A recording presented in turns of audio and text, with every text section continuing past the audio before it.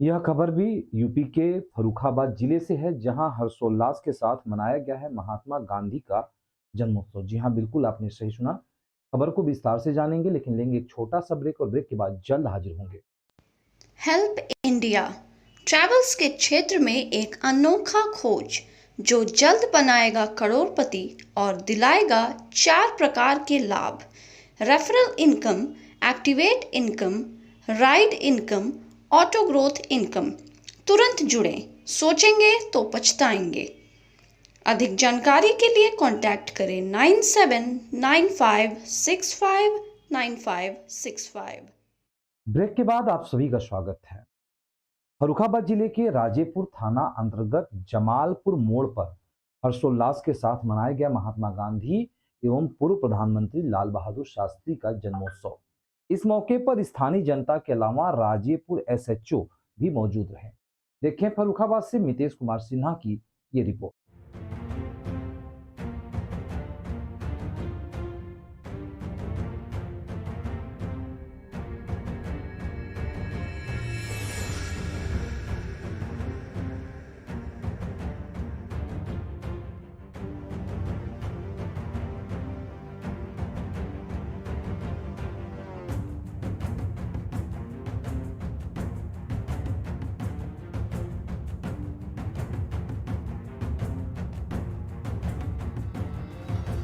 आइए हम आपको ले चल रहे हैं उत्तर प्रदेश राज्य अंतर्गत फर्रुखाबाद जिला। फर्रुखाबाद जिले के राजेपुर थाना अंतर्गत जमापुर मोड़। हम आपको पुनः याद दिला दें, यह वही जमापुर मोड़ है जिस जमापुर मोड़ में आज से कुछ महीनों पहले उत्तर प्रदेश के मुख्यमंत्री योगी आदित्यनाथ का आगमन हुआ था। अपितु जैसे स्थानीय जनताओं की लगातार शिकायत अभी भी आ रही है कि मुख्यमंत्री यहाँ उपस्थित तो हुए, अपितु स्थानीय जनताओं से मुलाकात उनकी नहीं हुई। आज यह वही जमापुर मोड़ है जिस जमापुर मोड़ पर राष्ट्रपिता महात्मा गांधी व भारत के द्वितीय प्रधानमंत्री लाल बहादुर शास्त्री जी का जन्म दिवस भारतीय किसान यूनियन टिकैत के मंडल प्रवक्ता जाना नहीं रामबरन राजपूत जी के द्वारा जा रहा है। हम जानेंगे रामबरन जी की जुबानी यह कहानी। रामबरन जी, जैसा कि आज देखने को मिला कि इस जमापुर मोड़ पर आपके एवं आपके पार्टी के किसान यूनियन के कार्यकर्ताओं के द्वारा सड़क मार्ग पर झाड़ू लगाया गया। आखिर यह झाड़ू लगाने का क्या उद्देश्य है? झाड़ू तो एक महात्मा गांधी ने, अभी हमारे माननीय देश के जो प्रधानमंत्री माननीय नरेंद्र मोदी जी हैं, उन्होंने 2014 में सरकार बनी तो लाल किले पर झाड़ू लगाई और वो भी संदेश दे रहे। राष्ट्रपिता महात्मा गांधी ने भी ये कहा कि हम जब अपने घर को, अपने सामने सड़क पर गली को, अपने स्वयं को स्वच्छ रखेंगे, पहले तो अपने स्वयं को हम स्वच्छ बनाएं, तभी हम अपने क्षेत्र, गली और राष्ट्र को स्वच्छ रख सकते हैं, बना सकते हैं। ये हमारे महान विभूति महात्मा गांधी और माननीय दूसरे प्रधानमंत्री लाल बहादुर शास्त्री ने ये संदेश दिया है। तो हम ये कहना चाहेंगे कि ये जब कोई भी यहाँ पर, जब देश गुलाम था, तब भी लोग त्रायमाम थी। आज भी वही हालत मेरे गंगा पार क्षेत्र की है कि यहाँ पर बाढ़ से वो त्रायमाम है कि इस बाढ़ से पीड़ित जनता अपनी दीपावली की खुशहाली नहीं मना पाएगी, क्योंकि इतनी भयंकर त्रासदी हुई है कि जो था वो सब कुछ चला गया। तो आज हम इस जमापुर 4 अगस्त को मैंने यहीं पर मीटिंग की थी सुंदरकांड पाठ के साथ।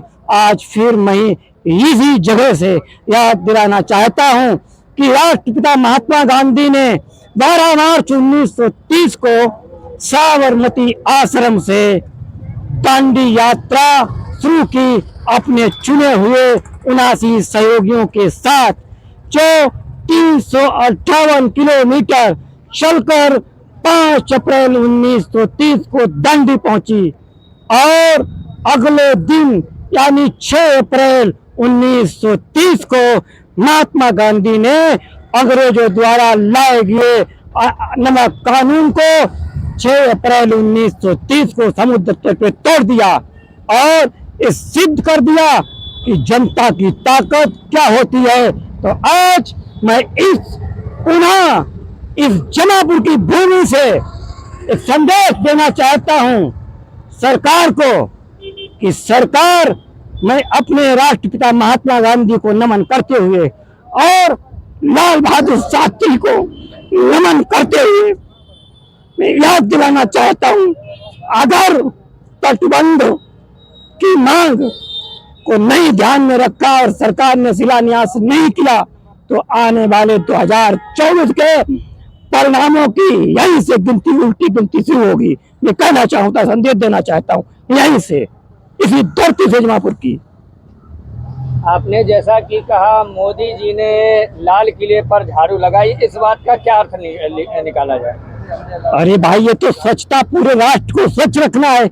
इसका अर्थ यही है कि पहले तो हम स्वच्छता, ये हमारा पहला कर्तव्य है कि हम राष्ट्र को जब तक हम स्वच्छ नहीं रखेंगे तो हम आगे बढ़ेंगे कैसे? भाई, गंदगी में कौन सा काम किया जा सकता है? किसी प्रकार की गंदगी हो। आप जैसा कह रहे हैं कि 2024 में परिणाम भुगतना पड़ सकता है, किनको यह परिणाम 2024 में किनको यह परिणाम भुगतना पड़ सकता है अगर तटबंध की मांग पूरी नहीं की गई तो? देखिए, हमारा तो सरकार से निवेदन है, प्रार्थना है, क्योंकि हम किन समस्याओं से हमारे बच्चों की पढ़ाई, शिक्षा सब कुछ बदतर हो गया है।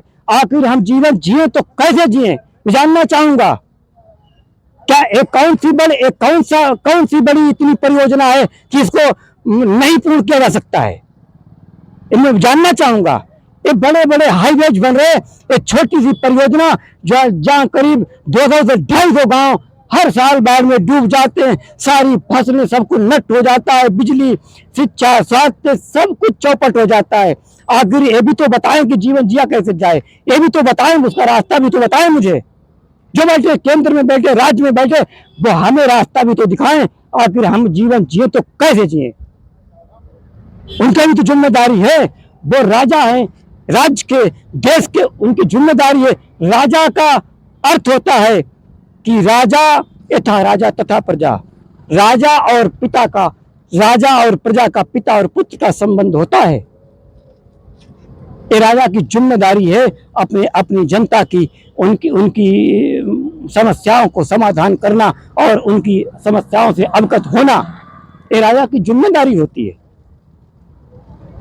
जैसा कि आपने कहा कि तटबंध की मांग अगर पूरी नहीं होती है तो वैसे परिस्थिति में थोड़ी देर के लिए मान लीजिए कि किसी भी परिस्थिति में आने पर अगर तटबंध बनने में कुछ विलंबता होती है तो क्या, जैसा कि आपने कहा कि 2024 के चुनाव में उनको परिणाम भुगतना पड़ सकता है, तो यह परिणाम किस प्रकार का होगा? क्या मतदान का बहिष्कार किया जाएगा या कोई अन्य तरीका होगा? देखिए, हमारे पास और कौन सी ताकत है? हमारे पास